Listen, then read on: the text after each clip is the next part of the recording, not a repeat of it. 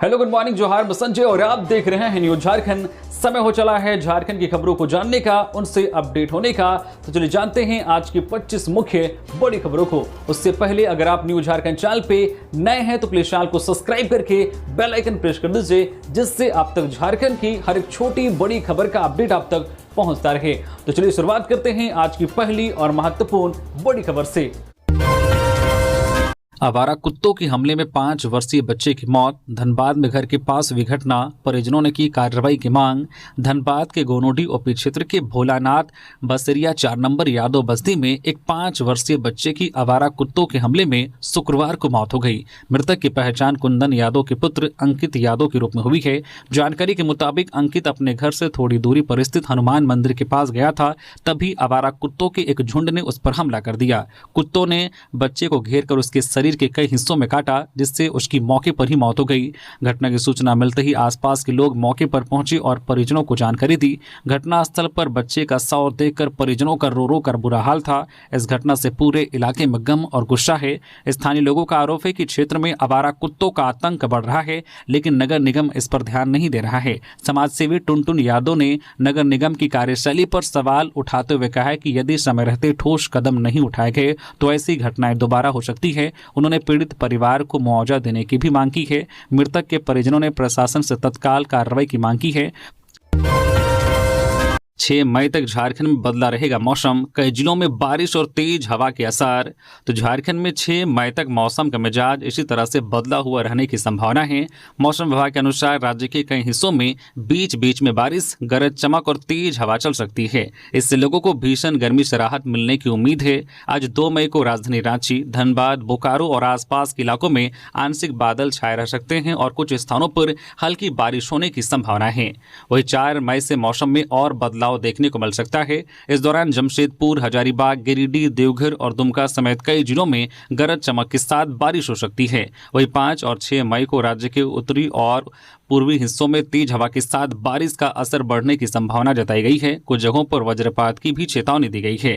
बारिश के कारण तापमान में 2 से 4 डिग्री सेल्सियस तक गिरावट दर्ज की जा सकती है, जिससे लोगों को उमस और तेज गर्मी से राहत मिलेगी। कुल मिलाकर 6 मई तक झारखंड में मौसम सुहाना बना रह सकता है। कई जिलों में रुक रुक कर बारिश होने के आसार हैं। झारखंड में 4 मई तक रजिस्ट्री दाखिल खारिज बंद, झारभूमि सर्वर डाउन। तो झारखंड में जमीन और संपत्ति से जुड़े कार्यों पर अस्थायी रोक लग गई है। राज्य भर में 4 मई तक जमीन और फ्लैट की रजिस्ट्री दाखिल खारिज समेत सभी भूमि संबंधित सेवाएं पूरी तरह से बंद रहेंगी। इसका कारण झारभूमि सॉफ्टवेयर का डाउन होना बताया गया है। राजस्व, निबंधन एवं भूमि सुधार विभाग ने इस संबंध में सभी अवर निबंधकों को निर्देश जारी कर दिए हैं। इस अवधि में न केवल रजिस्ट्री और म्यूटेशन रुके रहेंगे, बल्कि लगान रसीद काटने और ऑनलाइन अमीन बुकिंग जैसे कार्य भी प्रभावित रहेंगे। भूमि प्रबंधन से जुड़े सभी प्रमुख कार्य झारभूमि पोर्टल के माध्यम से संचालित होते हैं। तकनीकी कारणों से यह सॉफ्टवेयर 4 मई तक डाउन रहेगा, जिसके चलते पूरे राज्य में जमीन से जुड़े ऑनलाइन और ऑफलाइन दोनों तरह के कार्य ठप रहेंगे। हनी ट्रैप के जाल में फंसाकर व्यवसायी से लाखों की ठगी, धनबाद में महिला गिरफ्तार। धनबाद जिला के लोयाबाद थाना क्षेत्र में हनी ट्रैप से जुड़ा एक चौंकाने वाला मामला सामने आया है। पुलिस ने इस मामले में एक महिला को गिरफ्तार किया है, जिस पर सोशल मीडिया के जरिए एक व्यवसायी को फंसाकर ठगी करने का आरोप है। सरायढेला निवासी एक व्यवसायी की महिला से सोशल मीडिया पर पहचान हुई। 28 अप्रैल को महिला ने उसे मिलने के बहाने लोयाबाद स्थित अपने घर बुलाया। आरोप है कि वहां उसे नशीला पदार्थ देकर बेहोश किया गया और एक युवती के साथ आपत्तिजनक स्थिति में उसका वीडियो बना लिया गया। इसके बाद गिरोह के अन्य सदस्य मौके पर पहुंचे और वीडियो वायरल करने की धमकी देकर मोटी रकम की मांग की गई। डर के कारण पीड़ित से करीब 4 लाख रुपए वसूले गए, जबकि कुल 10 लाख रुपए की मांग की गई थी। इतना ही नहीं, आरोपियों ने पीड़ित के बैंक खाते से ऑनलाइन ट्रांजैक्शन कर पैसे निकाले और उसके गहने भी ले लिए। पुलिस की जांच में यह भी सामने आया है कि इस गिरोह में कई युवक युवतियां शामिल हैं जो इसी तरह लोगों को निशाना बनाते हैं। पुलिस ने इस मामले में महिला के पति समेत अन्य आरोपियों को भी नामजद किया है। झारखंड पुलिस ने त्वरित कार्रवाई करते हुए मुख्य आरोपी महिला को गिरफ्तार कर लिया है और बाकी सदस्यों की तलाश जारी है। बताया जा रहा है कि गिरफ्तार महिला पहले भी इस तरह के मामलों में जेल जा चुकी है। पुलिस ने आम लोगों से सतर्क रहने की अपील की है, खासकर सोशल मीडिया पर अनजान लोगों से दूरी बनाए रखने और किसी भी संदिग्ध गतिविधि की तुरंत सूचना पुलिस को देने को कही है। नीट यूजी 2026 परीक्षा। रांची के इन 21 केंद्रों पर सुरक्षा के कड़े इंतजाम। 200 मीटर के दायरे में धारा 163 लागू। नेशनल टेस्टिंग एजेंसी एनटीए द्वारा कल 3 मई को आयोजित होने वाली स्नातक चिकित्सा प्रवेश परीक्षा नीट यूजी को लेकर रांची जिला प्रशासन पूरी तरह से अलर्ट मोड में है। परीक्षा के सफल, कदाचार मुक्त और शांतिपूर्ण संचालन के लिए सदर अनुमंडल दंडाधिकारी एसडीएम कुमार रजत ने बीएनएसएस की धारा 163 के तहत मिली शक्तियों का प्रयोग करते हुए महत्वपूर्ण आदेश जारी किया है। इस आदेश के तहत रांची के सभी 21 परीक्षा केंद्रों के 200 मीटर के दायरे में निषेधाज्ञा लागू कर दी गई है। प्रशासन द्वारा जारी प्रेस विज्ञप्ति के अनुसार यह निषेधाज्ञा 3 मई को दोपहर 12 बजे से लेकर रात 8 बजे तक प्रभावी रहेगी। उपायुक्त सह जिला दंडाधिकारी मंजुनाथ भजंत्री और अपर जिला दंडाधिकारी के निर्देशों पर सभी केंद्रों पर पर्याप्त संख्या में पुलिस बल और दंडाधिकारियों की प्रतिनियुक्ति की गई है। प्रशासन को अंदेशा है कि असामाजिक तत्व भीड़ जमा कर परीक्षा प्रक्रिया में व्यवधान डाल सकते हैं, जिसे रोकने के लिए यह सख्त कदम उठाया गया है।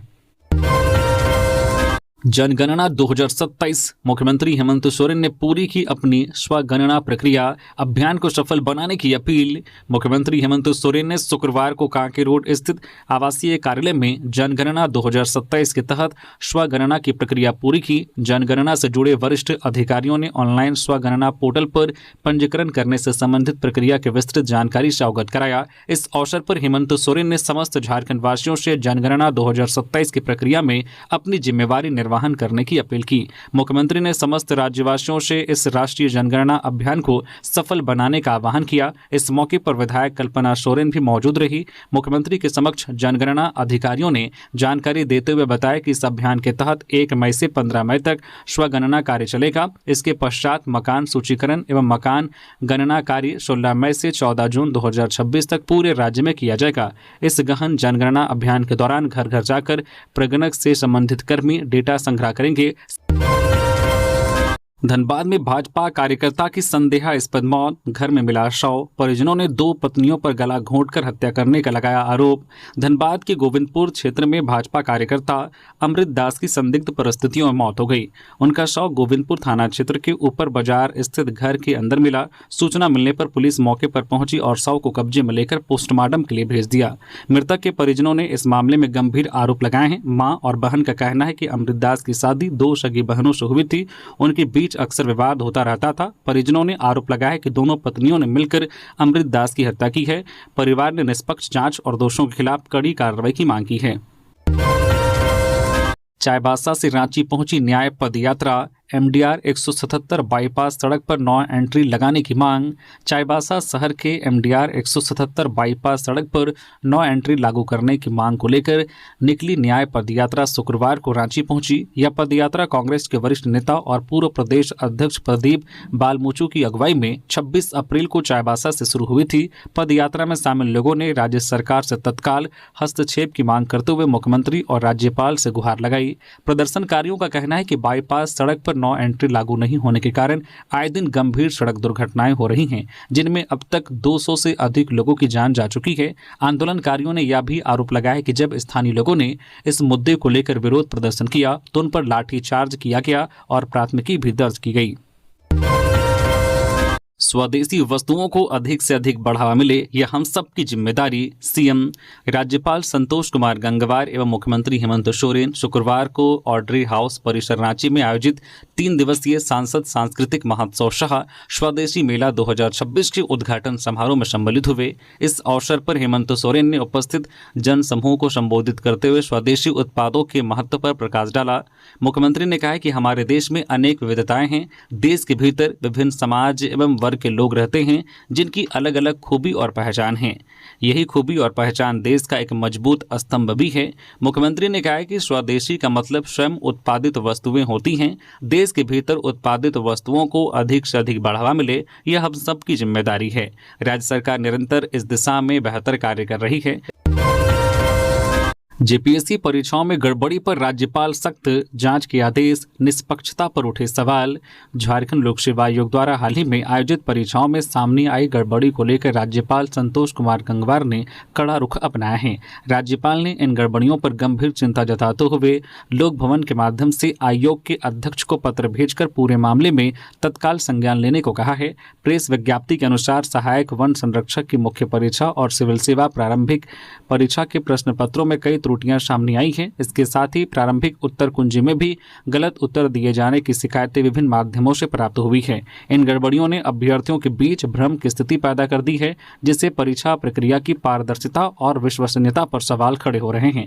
राज्यपाल ने स्पष्ट किया है कि इस प्रकार की लापरवाही न केवल परीक्षार्थियों के हितों के साथ अन्याय है, बल्कि आयोग की साख को भी नुकसान पहुंचती है। उन्होंने कहा कि प्रतियोगी परीक्षाएं युवाओं के भविष्य से जुड़ी होती है। ऐसे में किसी भी तरह की त्रुटि या लापरवाही को गंभीरता से लिया जाना जरूरी है। राज्यपाल के निर्देश पर आयोग से कहा गया है कि पूरे मामले की विस्तृत जांच कराई जाए और यह सुनिश्चित किया जाए कि त्रुटियों के लिए जिम्मेदार अधिकारियों और कर्मियों की पहचान हो। इसके साथ ही दोषी पाए जाने वालों के खिलाफ नियमानुसार सख्त कार्रवाई की जाए। सांसद सुखदेव भगत के सुपुत्र की रिसेप्शन पार्टी में सम्मिलित होकर राज्यपाल और मुख्यमंत्री ने नव दंपति को दिया आशीर्वाद। झारखंड के राज्यपाल संतोष कुमार गंगवार और मुख्यमंत्री हेमंत सोरेन शुक्रवार को कांके रिजॉर्ट पहुंचकर लोहरदगा सांसद सुखदेव भगत के सुपुत्र अभिनव के विवाह उपरांत आयोजित रिसेप्शन पार्टी शाह आशीर्वाद समारोह में सम्मिलित हुए। इस अवसर पर राज्यपाल और मुख्यमंत्री ने नव दंपति को आशीर्वाद एवं सुखद दाम्पत्य जीवन की शुभकामनाएं दी। इस अवसर पर मुख्यमंत्री हेमंत सोरेन एवं उनकी धर्मपत्नी माननीय विधायक श्रीमती कल्पना सोरेन ने सांसद सुखदेव भगत एवं उनके परिजनों से मुलाकात कर उन्हें अपनी ओर से हार्दिक बधाई देते हुए हर्ष व्यक्त किया। इस मौके पर राज्य सरकार के माननीय मंत्रीगण, माननीय विधायकगण सहित अन्य गण्यमान्य लोग उपस्थित थे। लेवी मांगने के आरोप में टीपीसी के 2 उग्रवादी गिरफ्तार। रांची के ओरमांझी थाना की पुलिस ने टीपीसी के 2 उग्रवादियों को गिरफ्तार कर लिया है। गिरफ्तार उग्रवादियों में हजारीबाग के बड़कागांव थाना क्षेत्र निवासी समृद्ध गंजू उर्फ मलिंगा उर्फ अरुण और रांची के पिठोरिया थाना क्षेत्र के सोनू उरांव उर्फ सन्नी शामिल हैं। दोनों पर ओरमांझी के एक व्यवसायी से 10 लाख रुपए मांगने का आरोप है।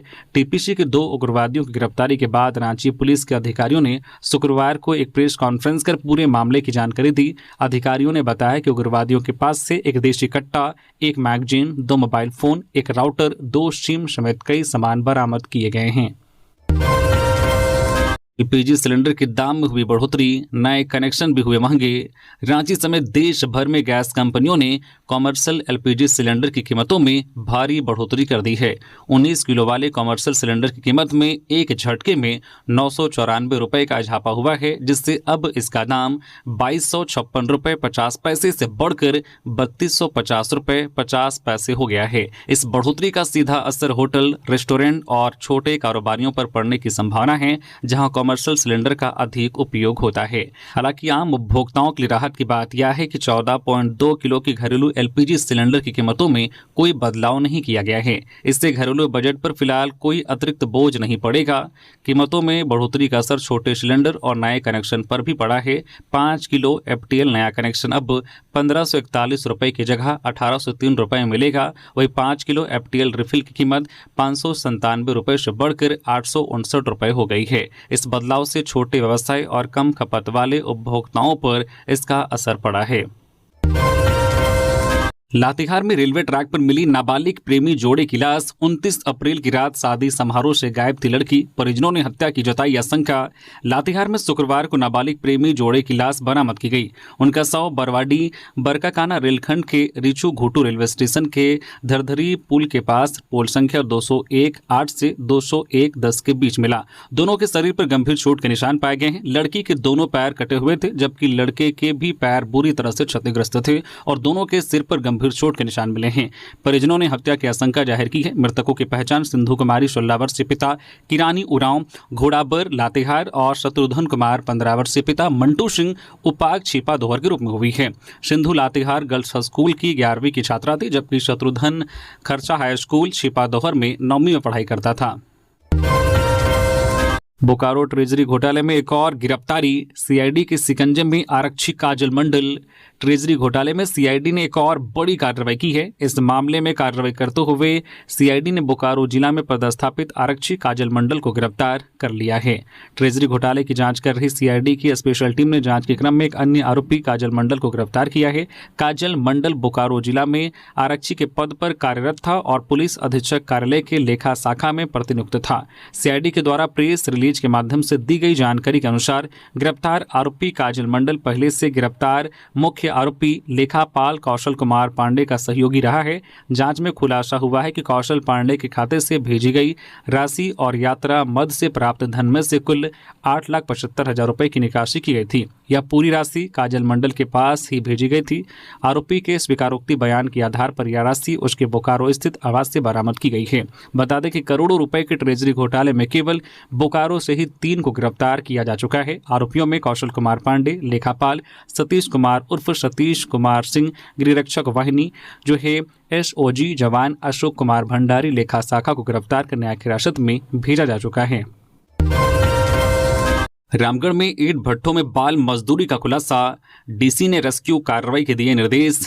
रामगढ़ जिले में बाल मजदूरी को लेकर गंभीर मामला सामने आया है। विभिन्न इलाकों में संचालित चिमनी ईंट भट्ठों में बच्चों से अवैध रूप से काम कराए जाने की शिकायतें मिली है। स्थानीय जानकारों के अनुसार जिले में करीब 124 ईंट भट्ठे संचालित हो रहे हैं, जहां इस तरह की गतिविधियां जारी हैं। बरकाकाना, पीरी, कैंथा, घाटो, परेज, लइयो, बसंतपुर, हेंसागढ़ा, मांडू और दुलमी जैसे क्षेत्रों के कई ईंट भट्ठों में बच्चों से काम लिए जाने की बात सामने आई है, जिससे प्रशासनिक तंत्र पर सवाल उठने लगे हैं। सूत्रों के मुताबिक चिमनी ईंट भट्ठा संचालक नाबालिग बच्चों से मजदूरी करवा रहे हैं, जो कानूनन अपराध है। भारत सरकार द्वारा लाए जा रहे ऑपरेशन मुस्कान के तहत बच्चों को किसी भी होटल, ढाबा या अन्य कार्यस्थलों पर काम पर लगाना प्रतिबंधित है। इसके बावजूद इन इलाकों में बाल श्रम के मामले सामने आ रहे हैं। इस मामले पर डीसी ऋतुराज ने कहा है कि यदि ईंट भट्ठों में बच्चों से काम करवाने की पुष्टि होती है तो संबंधित विभागों को चिन्हित कर कार्रवाई के निर्देश दिए जाएंगे। उन्होंने स्पष्ट किया है कि ऐसे मामलों में बच्चों का रेस्क्यू कर उन्हें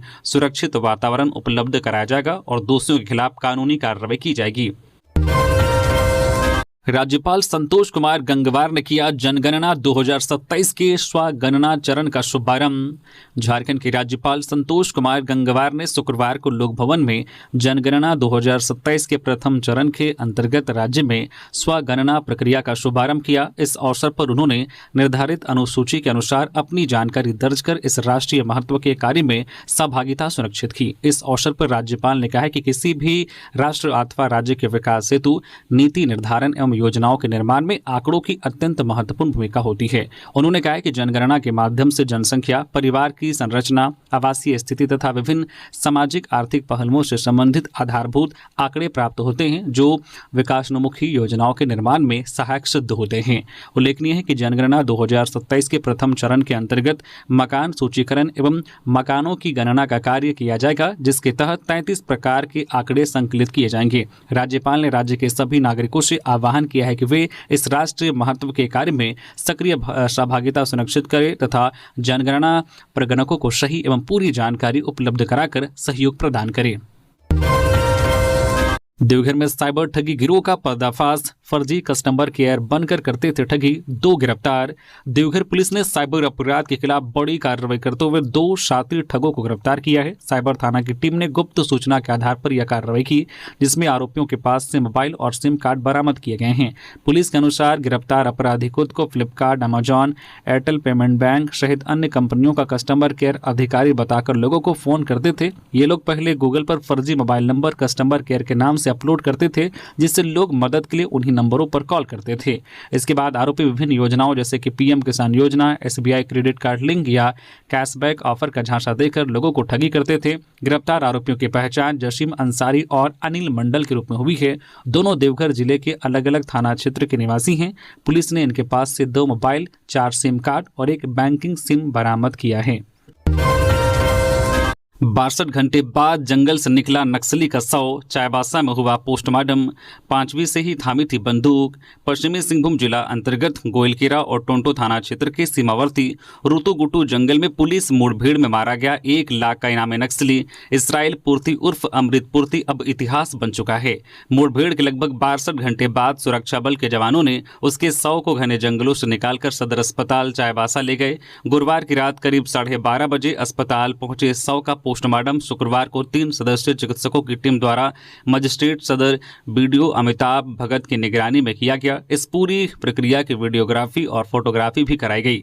इसराइल पूर्ति के नक्सली बनने की कहानी काफी चौंकाने वाली है। बताया जाता है कि वह जब 5वीं कक्षा में पढ़ रहा था तभी से नक्सली संगठन के संपर्क में आ गया था। शुरुआत में वह नक्सलियों का राशन और सामान ढोने का काम करता था, लेकिन धीरे धीरे वह सक्रिय और हिंसक गतिविधियों में शामिल हो गया।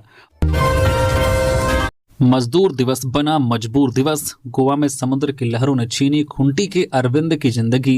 खुंटी जिला अंतर्गत रनिया प्रखंड के औरक टोली गांव जयपुर पंचायत के लिए इस बार का मजदूर दिवस काले दिवस की तरह रहा। शुक्रवार को जब 24 वर्षीय मजदूर अरविंद डहंगा का पार्थिव शरीर ताबूत में बंद होकर एम्बुलेंस से गांव पहुंचा तो कोहराम मच गया। जिस बेटे के हाथों में घर की आर्थिक स्थिति सुधारने की जिम्मेदारी थी, उसे इस हाल में देख परिजनों और ग्रामीणों की आंखें नम हो गई। परिजनों के मुताबिक अरविंद पिछले साल अगस्त में बेहतर भविष्य और रोजगार की तलाश में अपने दोस्तों के साथ गोवा गया था। वहां वह समुद्री जहाज से मछली पकड़ने और उतारने का काम करता था। बीते मंगलवार 28 अप्रैल को काम के दौरान वह समुद्र में गिर गया और डूबने से उसकी मौत हो गई। शुक्रवार को उसका शव फ्लाइट के जरिए गोवा से रांची लाया गया और फिर वहां से सड़क मार्ग से गांव लाया गया। ग्रामीणों का कहना है कि अगर झारखंड में ही रोजगार के पर्याप्त अवसर होते तो अरविंद जैसे युवाओं को अपनी जान जोखिम में डालकर हजारों किलोमीटर दूर नहीं जाना पड़ता। लोहरदगा में भीषण टक्कर, ओवरटेक के चक्कर में वैगनार कार के उड़े पर खच्चे। गढ़वा के 2 बच्चे भी गंभीर। नेशनल हाईवे 39 कुड्डू डाल्टनगंज मुख्य पथ पर शुक्रवार की शाम एक दर्दनाक सड़क हादसा हुआ।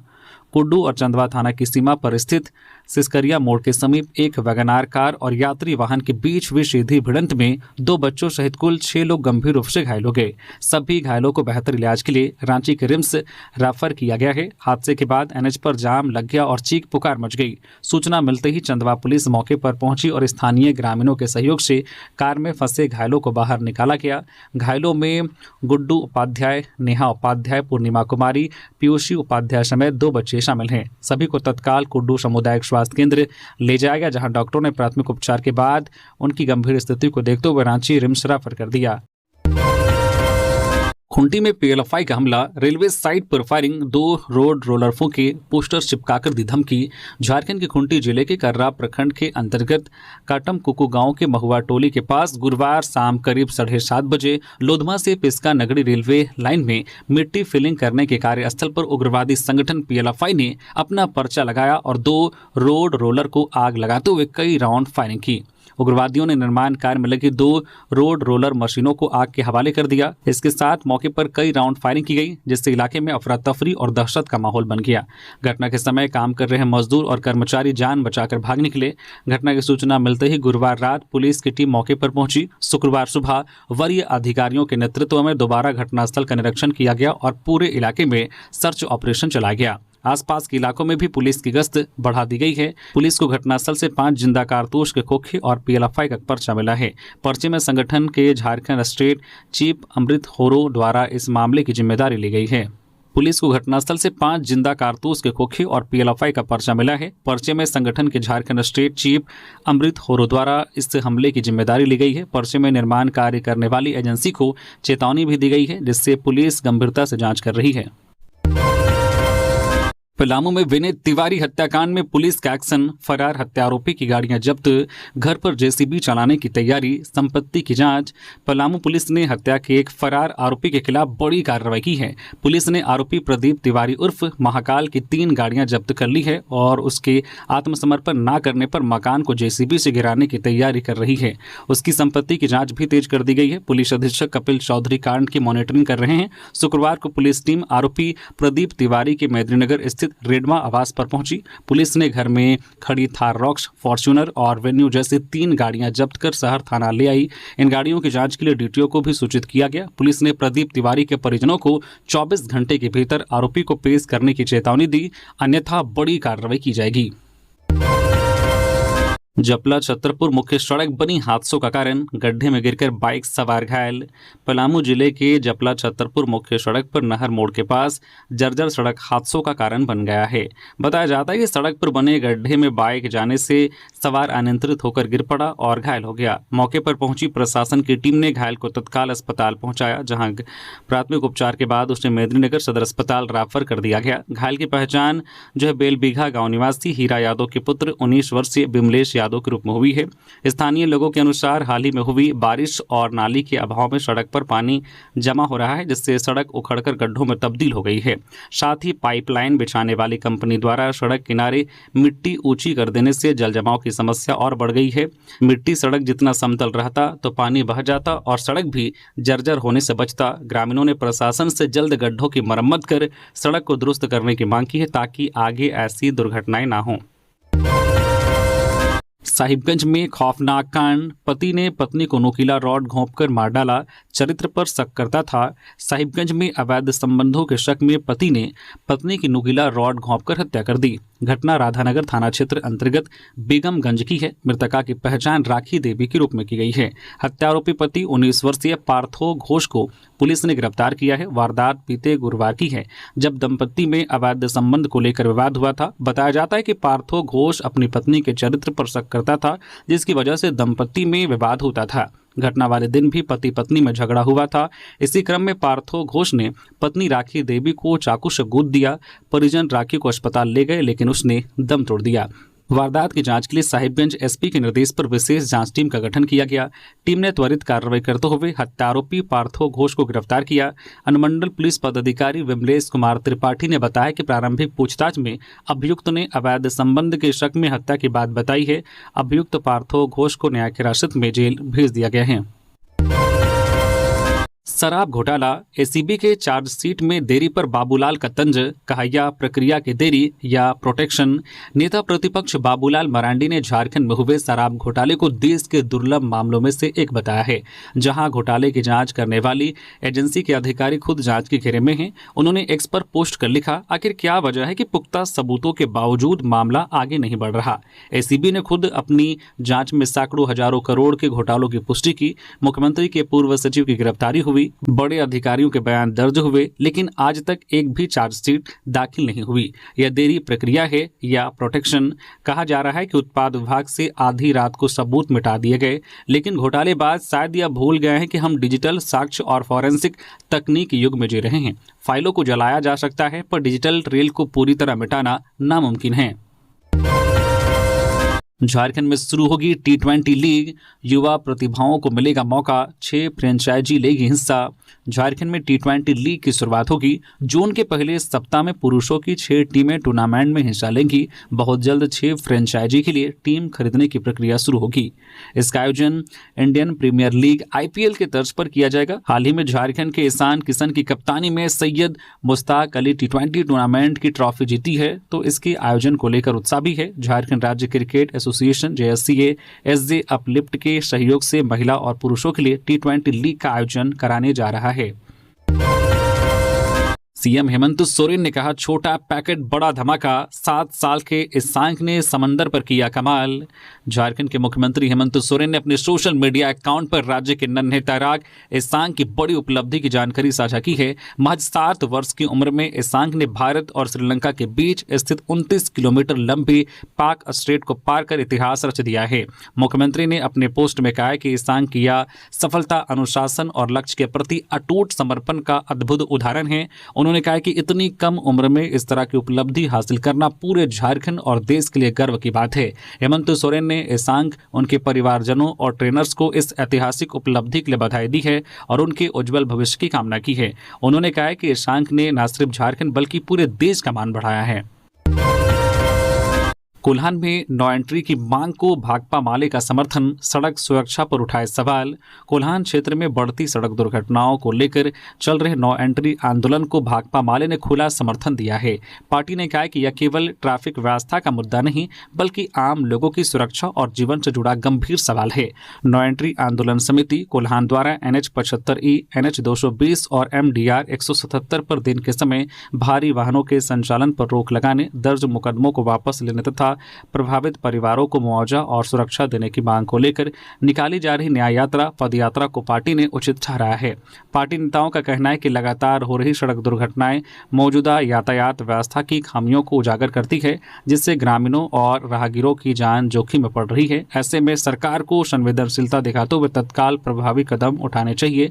भाकपा माले ने मुख्यमंत्री हेमंत सोरेन से मांग की है कि वे आंदोलन समिति के प्रतिनिधियों से जल्द बातचीत कर समाधान निकाले। खगड़िया हादसे में सीआईएसएफ जवान और पत्नी की मौत, मधुपुर में अंतिम संस्कार, जवानों ने दी सम्मान पूर्वक सलामी। खगड़िया में हुए सड़क हादसे में सीआईएसएफ जवान विपिन चौरसिया और उनकी पत्नी दीपमाला चौरसिया का निधन हो गया। गुरुवार को उनका पार्थिव शरीर मधुपुर के चांदवारी गांव लाया गया। पार्थिव शरीर पहुंचते ही बड़ी संख्या में स्थानीय लोग और परिजन अंतिम दर्शन के लिए उमड़ पड़े। बाद में दोनों का अंतिम संस्कार बैकुंठ धाम में पूरे विधि विधान के साथ किया गया।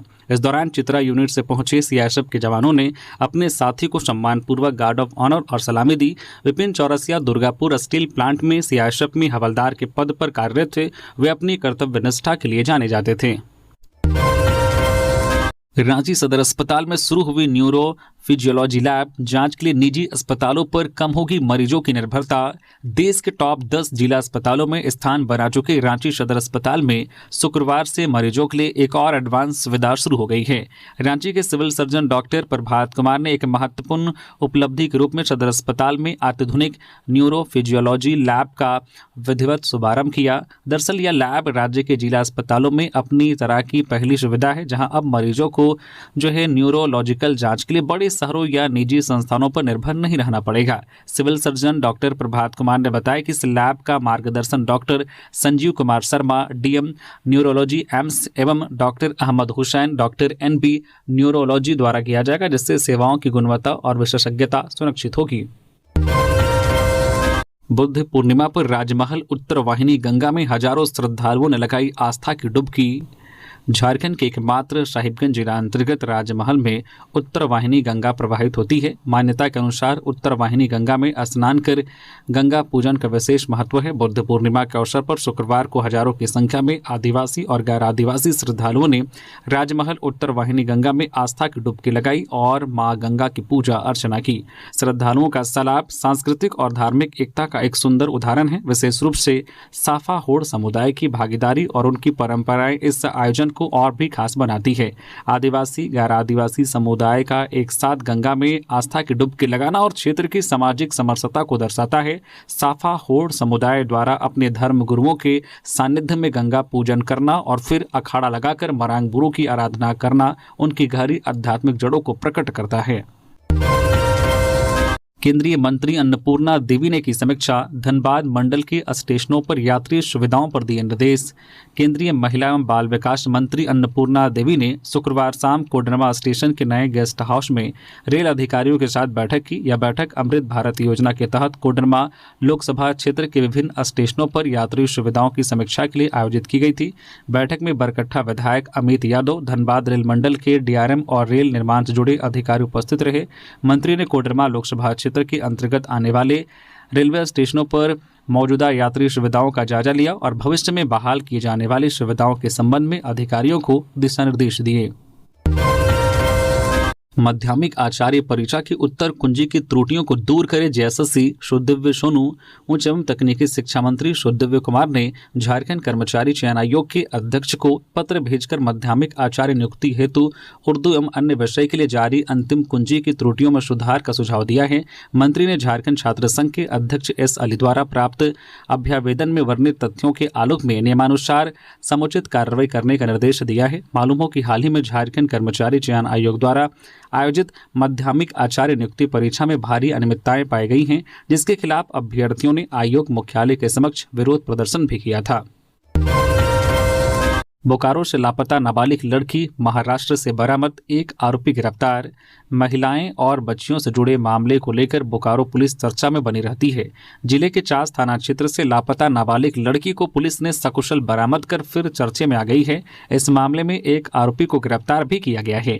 मामला 23 अप्रैल 2026 का है, जब चास थाना क्षेत्र के अलकुशा निवासी वासुदेव शर्मा ने अपनी 13 वर्षीय बेटी के लापता होने की शिकायत दर्ज कराई थी। परिजनों के अनुसार लड़की 22 अप्रैल को स्कूल जाने के नाम पर घर से निकली थी, लेकिन वापस नहीं लौटी थी। जांच के दौरान पुलिस को जानकारी मिली कि आरोपी मुकेश महतो ने लड़की को बहला फुसलाकर शादी की नियत से अपने साथ भगा लिया है। मामले की गंभीरता को देखते हुए चास थाना में मामला दर्ज कर विशेष छापामारी टीम का गठन किया गया।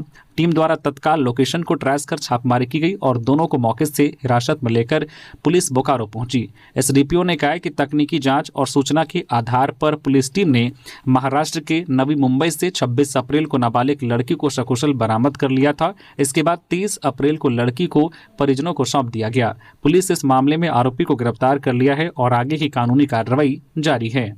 तो ये थी आज की झारखंड की टॉप बड़ी खबरें। इसी तरह से झारखंड की हर एक छोटी बड़ी खबर देखने के लिए आप न्यूज़ झारखंड चैनल को सब्सक्राइब करके बेल आइकन प्रेस कर दीजिए, जिससे अब तक झारखंड की हर एक छोटी बड़ी खबर का अपडेट आप तक पहुंचता रहे।